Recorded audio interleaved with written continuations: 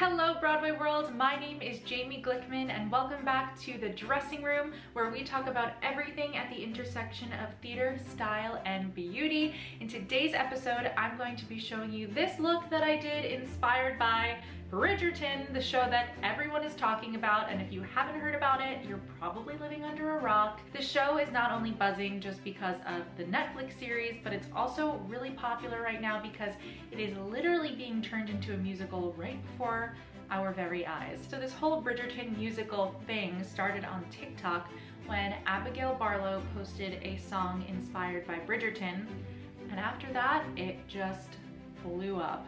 And then she collaborated with Emily Bear, another singer, songwriter, composer extraordinaire, and the two of them are just the dream team. I think it's really amazing that Abigail and Emily are posting live streams of them literally writing the music right before your eyes for this musical. You as the audience member get to witness this piece of art being created like as it's happening, and that's never been done before, and I just think it's an incredible new way of musical theater writing that I think hopefully will continue to happen because it's such an all-inclusive process. So to create this look, I drew inspiration from the makeup artists that worked on Bridgerton, the Netflix series, as well as my own research from the Regency era makeup and just my natural makeup that I do every day, and I kind of just blended it all together, and this is what you see here. So if you want to see how I created this Daphne Bridgerton inspired makeup look, keep on watching. I'm starting off with the Laura Mercier Pure Canvas Primer, which really helps to create that like natural glow from within kind of thing, and it's perfect for that no makeup look, which is what we're going for today. And this primer is so hydrating and it just feels so good. Next, I'm using the Ilia Skin Tint, which has such a natural finish, and they have 30 shades to match every skin tone, which is amazing. In the Regency era, women used foundation that came as a loose powder, and they used it to cover up redness or spots, so we're basically doing the same thing. Next, I'm using the Tarte Shape Tape Concealer to even out my skin tone more and highlight the parts of my face that I want, since we're not using actual highlight in this look. Tarte Shape Tape is more of a full coverage concealer, so you really don't need that much to get the effect that you want. Now I'm taking the Laura Mercier translucent powder and dabbing it onto my under eyes to make sure that it is super smooth and bright, and it also helps to avoid creasing and again make the look much more natural and less cakey. So Regency women would wear rouge or blush to create a flushed look. So to create that, I'm going to be using the NARS Liquid Blush, which has a dewy finish and really looks like you're naturally flushed underneath your makeup. And we're going to be layering on even more blush later on in this look.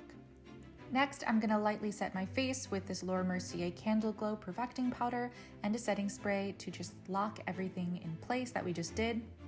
Regency women had fairly natural brows with not a lot of plucking going on, but the brows were still filled in to look a bit more full but still natural, so I'm using the Anastasia Brow Duo and Brow Freeze to fluff and fill in my brows. So now I'm adding another layer of blush to really accentuate that flushed look. This is actually the CoverGirl So Flushed blush, which is perfect for this. I love the finish and it's very natural. Now I'm using this Ilia eyeshadow palette and taking the middle left shade and swiping it over my lid for a light wash of color, and that's it, and then adding a tiny bit of highlight to my inner corner and brow bone to just add some dimension.